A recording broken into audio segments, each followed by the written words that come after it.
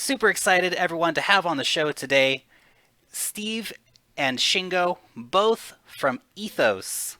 You might be asking yourselves, what's Ethos? Formerly Bitquence, rebranding is going on, super exciting stuff. Steve is working as the strategic and visionary director. Shingo's the CEO. We're going to be talking about all things Ethos today, what the vision is, what they're doing, and so much more. Guys, welcome to the program. Yeah, thanks. And we're excited to be here and excited to talk with you. Thank you so much. Thank you, thank you. So let's get straight into it. It's Ethos. What's the vision? What's the idea here? Lay it out for anyone who is maybe hearing about it for the first time. Yeah, so this is a big step for us, and this is something that has been kind of brewing for a very long time. Those of you first hearing about us, we're formerly Bitquence, but we wanted to build a brand that could change the world, and a brand that can stand for something, and a brand that really represents all the different ideas that we've been imbuing into our community. And those of you who've been following us for a while know that we're not just trying to build a company. We're not just trying to build value. We're trying to build something that can really improve the lives of everyone everywhere.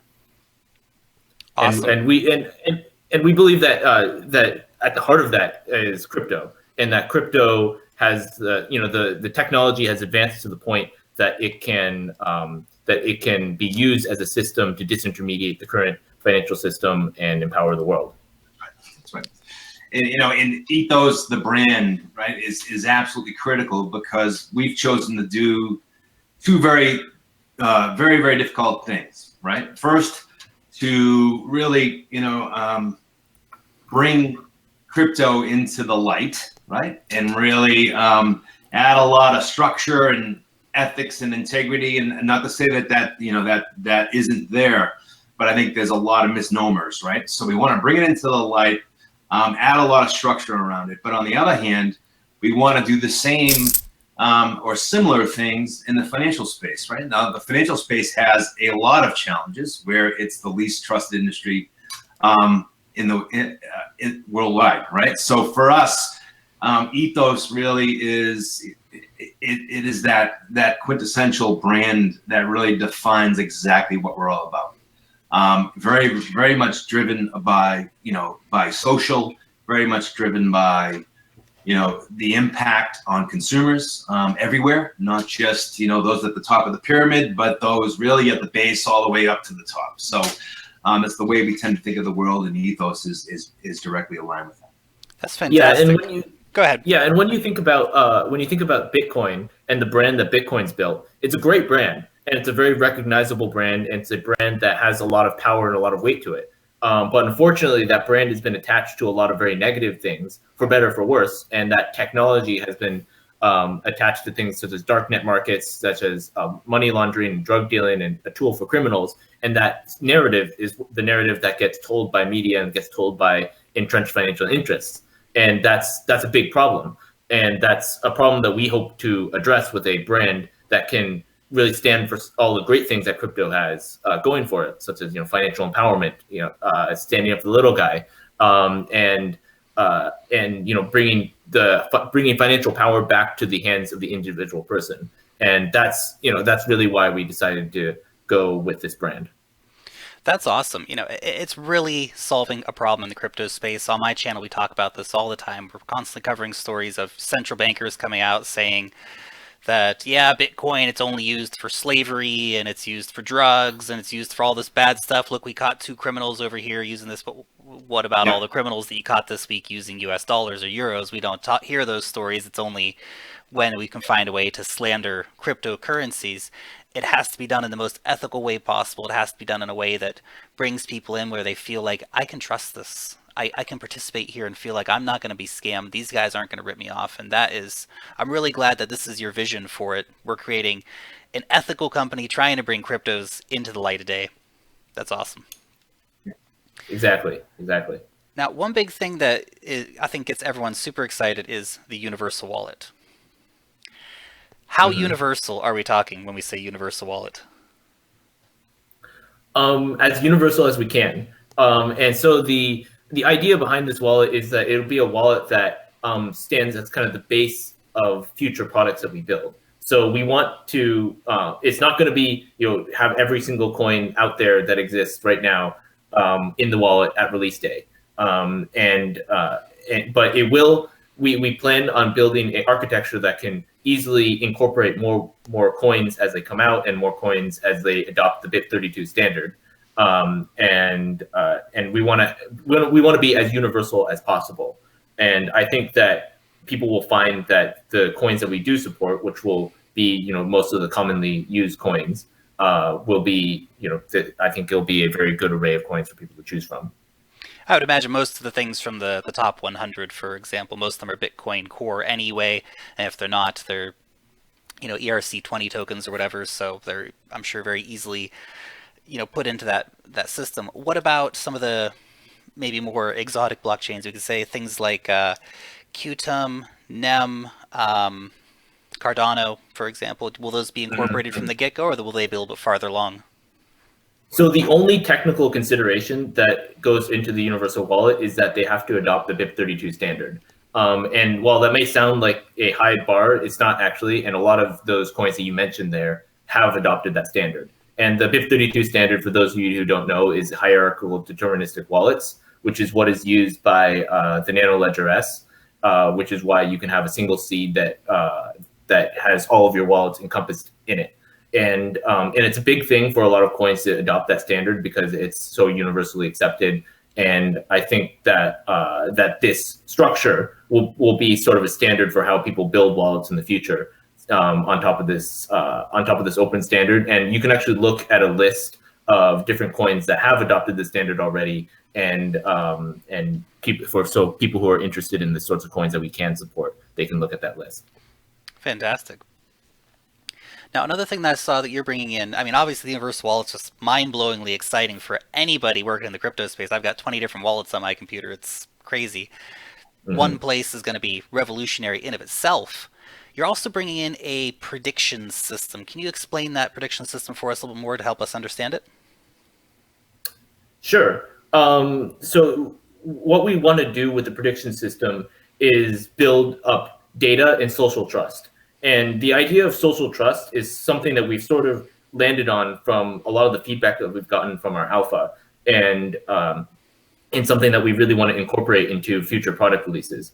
And so this idea of social trust is that you should be able to build a system that the people at the top are the people who are the most trusted by and are not just assigned there arbitrarily. So it's not just, hey, I think Ethos says we want these 6 people to be fund managers, so now we put these 6 people at the top. It's people who get chosen through their accuracy and predictions, people who get chosen through demonstrating that they actually have knowledge and sharing that knowledge with others. And I think, and what we wanted to really get at the essence of is a lot of people are making predictions, and a lot of people are finding ways to be social on different places. You see people all over Facebook, Twitter, Reddit, just using these different platforms that aren't necessarily designed for this industry to be social, and they'll just find places that they can do that. And that's really what's become apparent to us through all the different channels that we've started in the community that we have. And we wanted to really embody and capture that energy that people have when they make predictions, and that energy, when people say, remind me 1 year, this person said $1,000 Ethereum, I want to see where it is. And keep people accountable for that. You can say $1,000 Ethereum and nobody's gonna actually look at your comment in 1 year. But if you can capture that data and aggregate the data and get social sentiment and keep people accountable to that data, that becomes valuable to everyone who participates, and then it becomes valuable also to new users who want to learn about this industry. And that's really what we're trying to go for in that prediction system. Very cool. Yeah. Think of it from kind of a big picture, right? I mean, one of the biggest issues in traditional finance, which is magnified in this space, is financial literacy, right? Financial literacy, even in the traditional space, which is complex, is something that has been a major issue for society at large for decades, right? So now here you enter in crypto, which by its nature is very complex at its core. So what predictions does for us as well is it's kind of our first entry point into really filling this knowledge gap, making people comfortable, not just with crypto, but with investing generally, right? So for me, I'm very much spent a long time on the traditional side of this, and data is your lifeblood, right? If the more you have, the more you do with it, usually the better the results, right? So what I like here is that our intention is to blend traditional and non-traditional data, right? Whether coming from social sources, that's really going to build up this amazing intelligence hub, as I call it anyways. And how you use that, and even how it learns, whether it's AI, machine learning, right? And how you display that back to a consumer can be extremely powerful. So predictions has, there's a lot of great things there. Shingo mentioned social, we can't say too much, but within social, there is something very, very unique that we're doing that is truly going to turn things on their heads. And that I'm extremely excited about this one element. I'm sorry we can't.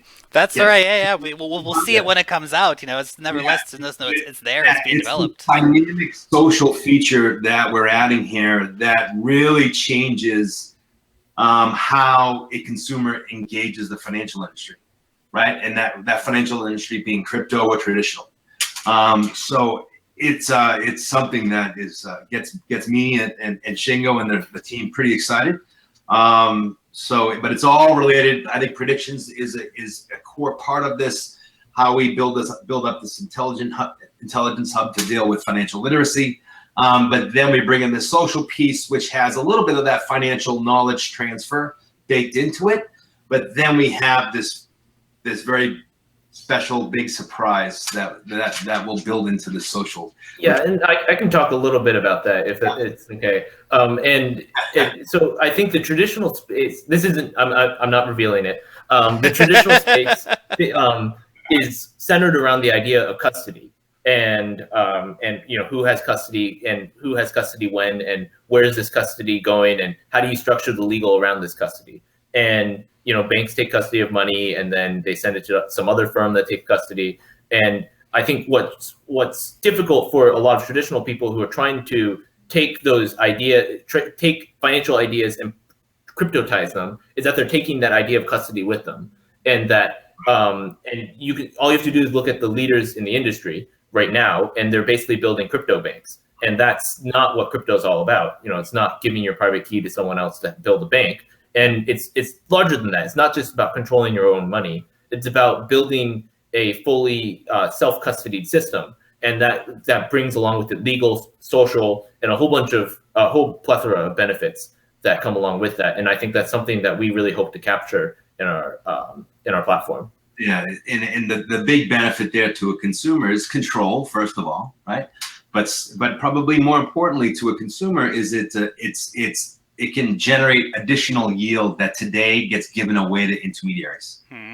Yeah, and there's a lot of nuances there, right? But that's kind of the exciting thing for us. So yeah, an easy example of that is when you deposit money with a bank, what does the bank do with it? They turn around and lend it to someone else, and they charge interest on that. But what are they lending? They're lending your money. So that's one example of how intermediaries can make money off of your own wealth. But in return, they provide services such as a debit card. They provide payment services. They keep your money safe. This all sorts of different services. But again, what if you could bring all those same services to the crypto industry, and then you could have your own money working for you? That's what the idea that Steven's getting at. Yeah, and I think for those consumers who maybe that's just a little too scary, right?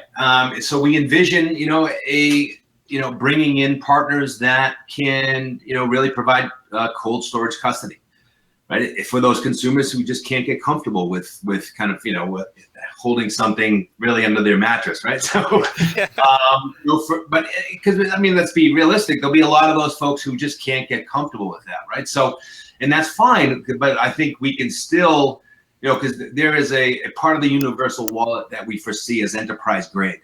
Which means that if you're a custodian in the traditional space today, we will enable you to be a custodian in the future, right?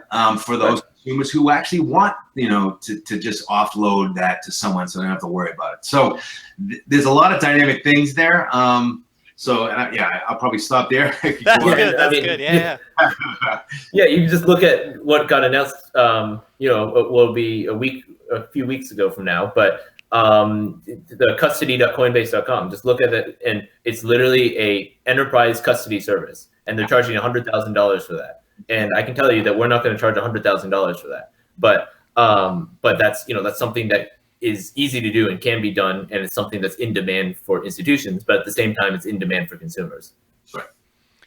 That's it. That's awesome. Of course, a lot of the same solutions that businesses are looking for, customers are also looking for. So that's really cool. You guys are connecting that. Now, one other thing I think is really great, you've got a liquidity network that you're setting up. Can you go into a bit more detail about how that's going to work and why that actually adds value to Ethos? Here, I'm going to defer this one to Steven to make sure you don't reveal anything there. Yeah, so I've spent nearly 30 years in kind of the traditional financial space, right? And I've worked on all sides, buy side, sell side, right? Asset managers, brokers, exchanges, alternative trading systems, all that stuff. The most important thing in the success of any sort of trading is price discovery. Right. And the problem that the crypto industry faces today is that really it's up to the consumer to know enough that actually, the price they're looking at may not be the best bid or offer. Right. So you have to look across, what is it, 50, 100 exchanges to really find where the best price is at that given point in time. So liquidity from our standpoint is being able to solve that for consumers today, where instead of having to worry about whether they just made a bad decision and bought Ether at 350 instead of 320, right? or something like that, right? We can solve that part of it for them. But more importantly, what we're designing here is basically without conflict, meaning that when a consumer is using our platform, they don't have to worry about us building in some price differential, i.e., to make a profit. Yeah. So, we're going to have a transparent fee that's going to be, part of processing transactions. But in regards to price, what you see is what you get, and there's no middleman adding in a premium, which I think is very, very important, especially when you look at, how we're going to have this dynamic price discovery functionality, so that you'll have pretty good assurances that what you got is pretty much what was the best price out there. That's great. And to kind of connect it, to connect that a little bit back to crypto too. There's this idea of oracles in smart contracts, and what this idea is, smart contracts can be decentralized applications and all that, but you have to include in there some trusted oracle, some trusted third party that will provide price discovery for you, essentially.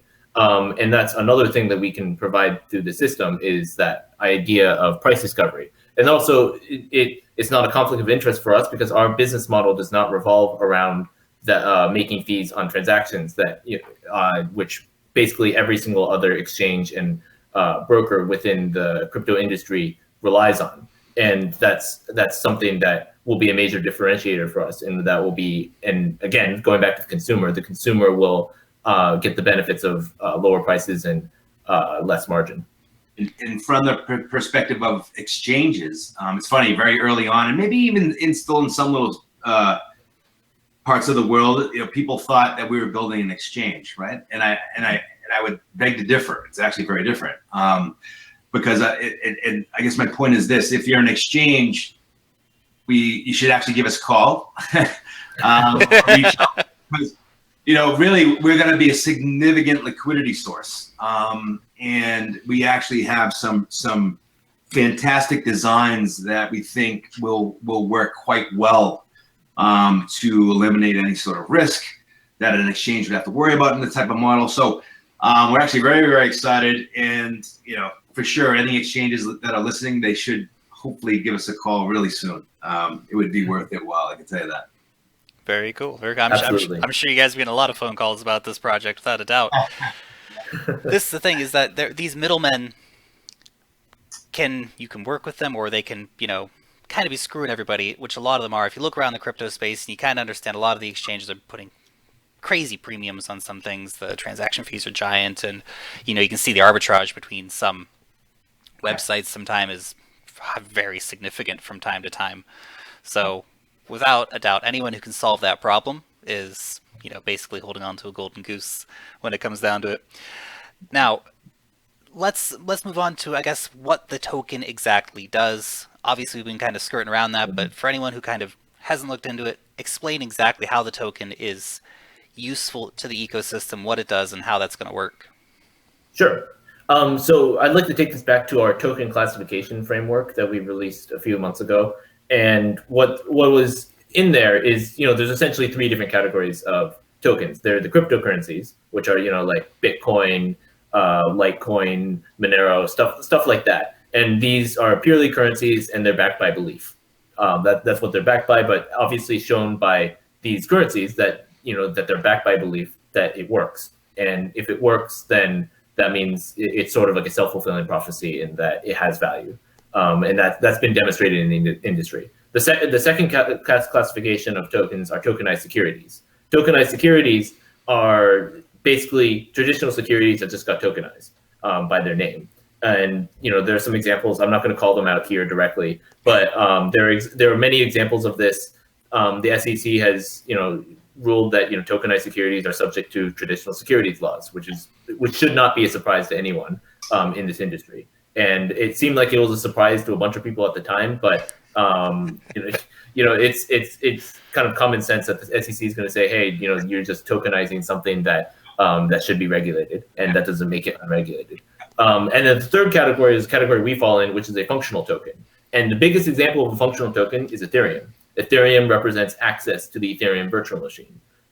That's really what gives Ethereum its value. And there are a lot of other examples of functional tokens out there in the industry, and all of these are providing access to something. So what the Ethos token represents is access to and functionality on our platform, and we hope it will have a tremendous amount of value to a lot of consumers. And so some of the different services that will be is tokenized API access to the backend for developers. And that's going to be really crucial because we anticipate there will be a lot of developers building applications on top of what we're calling the Bedrock system, the Bedrock APIs. And I liken this to kind of the OSI model in Telegram, where you have Ethereum's a level 4 application in the OSI model, where it's building some infrastructure for the industry. And it's the same thing in the internet. There are level 4 protocols, but you need to have a level 5 and a level 6 system on top of that in order to get the level 7, which is a front end application, fully featured application. Mm-hmm. And it's difficult for a developer to come in and just build a fully featured application on top of a level 4 protocol. And that's what the value proposition that we have to developers.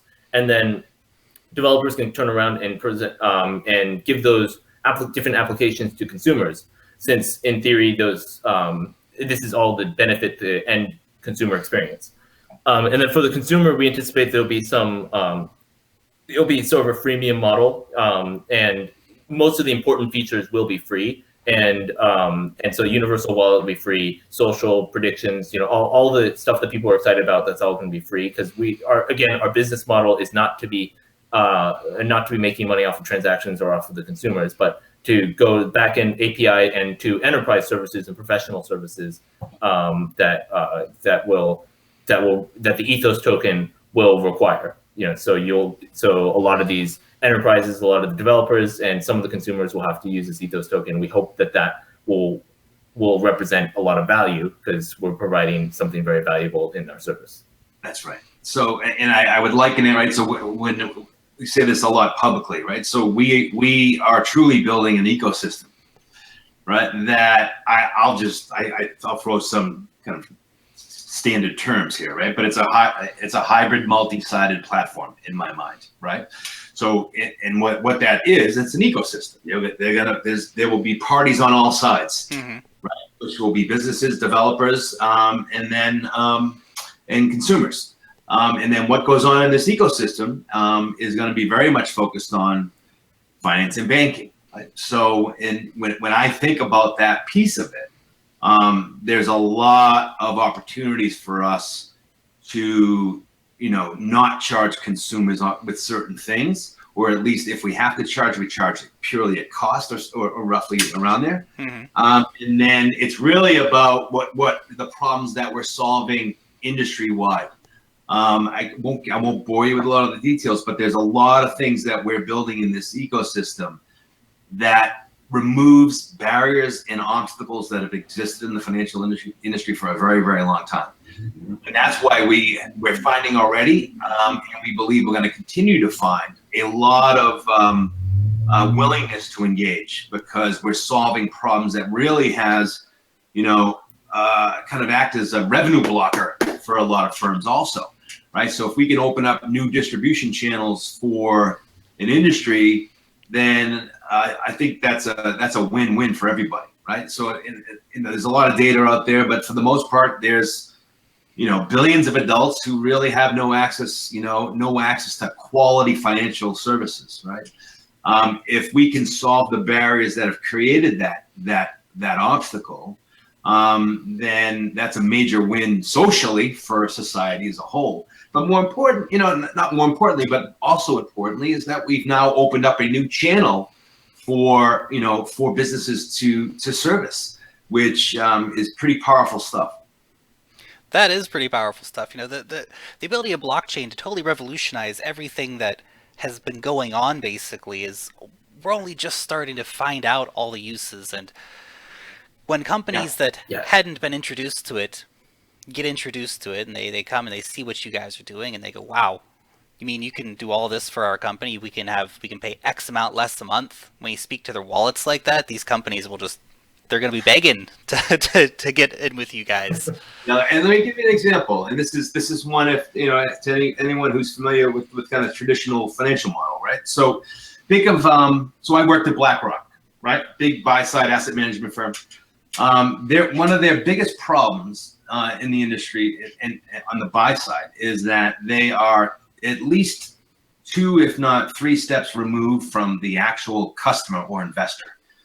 And that's because they're very much dependent on their distribution channels, which involves a heavy dose of platforms like Charles Schwab, E-Trade, right, Fidelity, so on and so forth.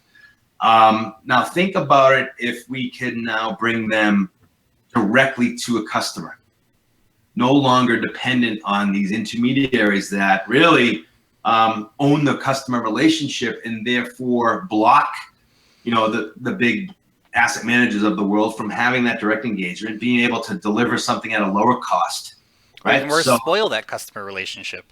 Yeah, exactly, right? So I believe we solve a major distribution channel challenge that's existed for a long time, which I think is going to be embraced with open arms and welcomed with open arms by a lot of big financial firms that are in that space offering. Yeah, and just sort of commenting on the current state of the market, we see a lot of moonshot projects right now. A lot of really cool projects doing a lot of really cool things and tokenizing a lot of really great applications. But I would argue that a lot of them are trying to run before they walk.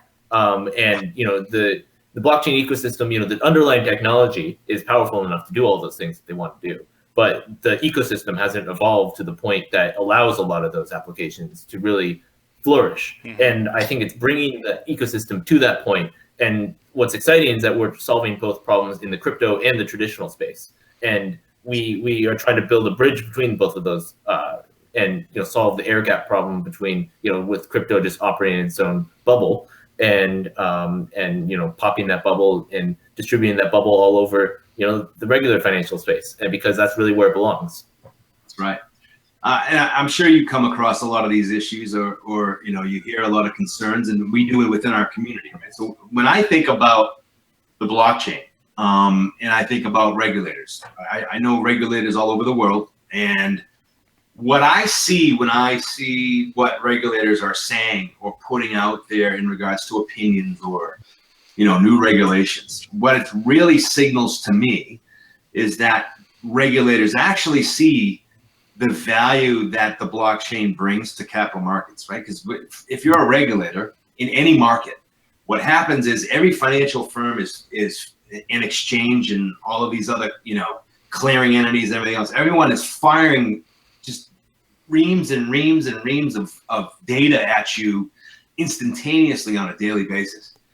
If you're a regulator, you're sitting there, you're overwhelmed with all this information that you really can't consume at speed, and to be able to really interpret and find the anomalies that they are looking for, which are usually, price manipulation, all that type of stuff. So I believe regulators look at the possibilities and believe that it's actually going to be better for capital markets in the long run, which is why I believe actually regulators are being very, very patient about regulating this space, because I think they're trying to give us a lot of rope, so that way we can kind of find our way through this. Because at the end of the day, if we and our peers get it right, that's a big win for just economies in general and society as a whole. So I like that, and I know a lot of people get panicked when they hear any news coming from regulators. Yeah. And the same thing with China 2 months back. I spent a lot of time with our community explaining to them that that's just noise. Ultimately, China is going to embrace this technology. It's inevitable. They've already, invested hundreds of millions of dollars into this space. They didn't do that to just throw it away, right? So I guess my point is simply this: I'm actually excited by the signals that I believe the regulators are giving us, which means that if we do this right and we do it smart and we do it ethically with a lot of integrity, then we can accomplish exactly what we all really want to accomplish. Right. That's great vision right there, actually, and it's a really great perspective that we don't hear enough in this space. Actually, that you are being given, I guess, like you said, a big rope, and they could have really come in and hammered down, and they could be hammering down all the time, but they're not. They're saying, let's see what you can bring out. We're gonna do enough to protect people, right, from really being scammed, because it's. The whole space is full of it, and that is one of the problems. Yeah. Go ahead, Shingo. Yeah, that was what the SEC guidance was really all about. Is the SEC is basically saying, hey, we want to protect consumers, and that's at the end of the day, regulators do have the interests of consumers in mind, and regulators are not enemies. And I really want to make sure that everyone in the blockchain space, if a regulator truly is your enemy, then you really shouldn't be operating in the blockchain space, because you're just taking a traditional scam from the traditional space and making blockchainifying it. Right. And so these regulators can be your friends, and they should be your friends, and so a company that can come in and really mesh those two things together and really solve that problem for the regulators, and I think a few times we've seen regulators can be pushed a little bit and forced, with the New York bit license and stuff like that. But I think by and large, they do have our interests in mind, and companies should be looking to work with them. Right. Yeah. Great. Now, one thing I want to move on to next was, you've got this thing, the OneClick Diversification. When I first looked at Bitquence, I looked and I thought, wow, why is no one else doing this? This is fantastic. I get so many emails from people saying, Lark, what do I do? Lark, can you help me invest? Lark, where should I put my money at? And all the things you're bringing in. Obviously, you got the universal wallet. You can just deposit your Bitcoin. Check out, the prediction system and have a look at that. And then you can think, well, what's my one-click diversification here? Should I diversify in this and this and this? And that's a fantastic idea, the one-click diversification. What are some of the portfolios that you're seeing as a potential for that? Will there be a lot of sort of ways that you can optimize it and personalize it yourself? Can you just tell us a little bit about that? Sure. I think there's a lot of socialization that's going to happen in that. And again, not to reveal Steven's secret, but what we want to have is people really sharing portfolios the same way they're sharing portfolios now. There's all these Facebook groups where people are saying, hey, rate my portfolio, tell me what you think of my portfolio, or like, hey, I have $10,000, what do I do with it? And and there's a lot of those questions, and I think a lot of those questions can be answered through this idea of social trust again, and the idea of who are the people you should be trusting, who are the people who are operating ethically and who have been put at the top because socially the community has put them there, and getting the right signals. And I think, people like you, and other YouTubers will probably end up being the people who will be put at the top of that social trust system. And who do you go to get that sort of advice? And then layering that on top of a one-click diversification system, a system where you can diversify immediately within the platform. And again, we're not competing with the exchanges, so we're plugging into external liquidity sources to make that process from how do I buy my first Bitcoin, what do I invest in, what is this industry, to how do I actually diversify. That whole process can be encompassed on the platform. That's really why we wanted to have those 3 features in there. Great. Now, in the roadmap, obviously at the start, you're not accepting fiat into the platform. Do I have that correct? Is that at later stages? Not in the first release, but we hope to get that. But we hope to get that out ASAP, basically. Yeah, and we're working very hard on the legal model to get that out there. Absolutely. I imagine there's a lot of legal implications involved in actually accepting like US dollars, particularly US dollars. That seem to be quite tricky. But I did want to mention that, and you can maybe expand a bit on the roadmap here as well. But that's one of the things that when I looked at the project, go, wow, if you can deposit your fiat, one-click diversification, that is the powerful tool that people are looking for. They want it as easy as it can be made. So can you maybe tell us a few more details maybe about that and about the roadmap moving forward? Go ahead, Steve. Sure. All right, so I'm going to walk a fine line here. Let me give you an example, and I'm not picking on Coinbase, but I was on there an hour ago, and it's front of mind. Okay, so, but Coinbase's model, when you're trying to deposit or withdraw fiat, is one that's very much aligned to their legal structure. I can't say too much there because I don't want to. Yeah. So because of their legal structure, they are limited in how they can service you from a fiat perspective. That's a major, major problem, I believe, for customer satisfaction, right? I mean, when you go there, I mean, you go, okay, it could be worse, right? But for me, it's not. I want the experience to be the same exact experience that I have, if not better, actually, than if I'm on my Fidelity app or if I'm on my Schwab app or whatever it may be. I want it to be seamless without all the fees, yeah. Right? So what we're doing here is it's better than what most people have in front of them already. I can tell you that. Now we're still working through some of the legal nuances here, so I'll hedge myself a little.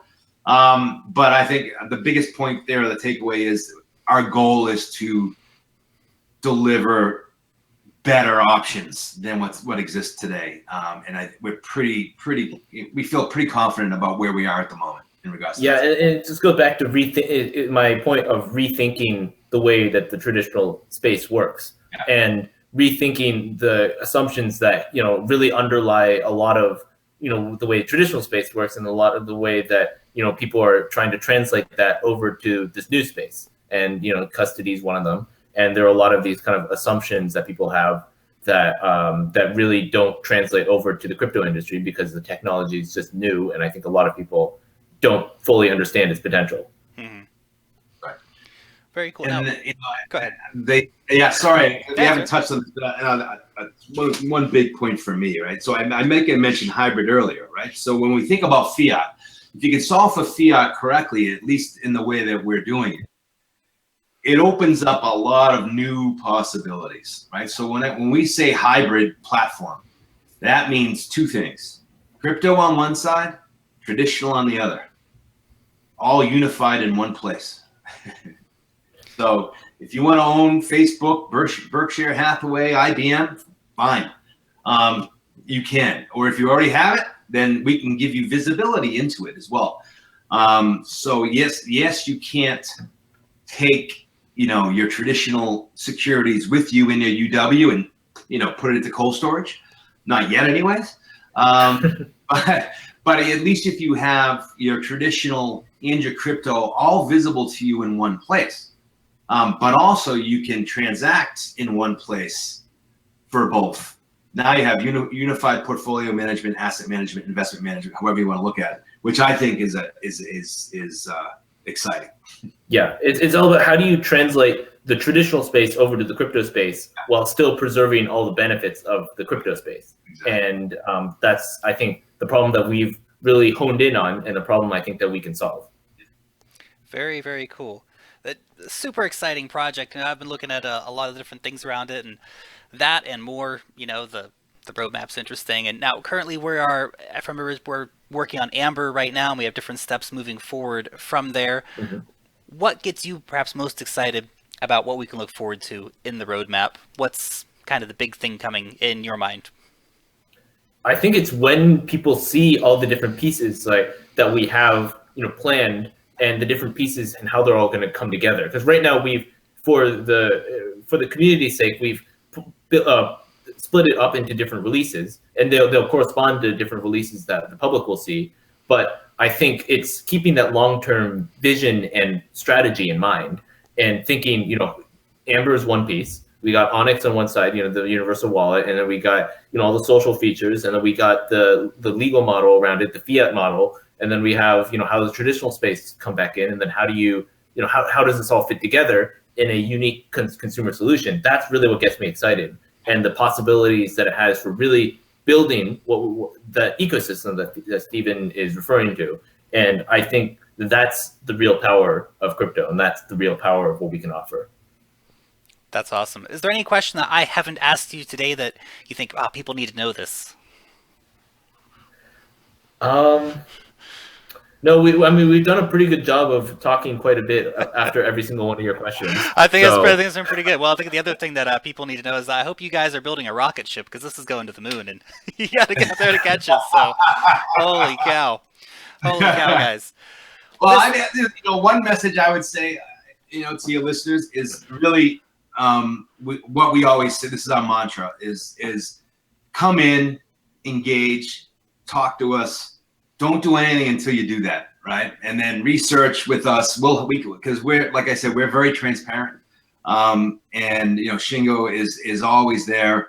I'm always there. And it's important, right? Because there is so much risk in this space. We want to just make sure we're giving everyone as much opportunity to really kind of build up the facts around what we are, where the risks are, where the opportunities are, and really just, let them go away informed and make the decision. So we really ask everybody to come in, ask any questions you want. There's a lot of information there already. So yeah, we're very active on Telegram, because I think it's very important for people to feel like they have access to the leadership and the access to the people running the project, because they want to know what's going on. They want to know, where are we going, what are our plans, and we try to be very transparent to them, both for their benefit and because we just want to run a transparent.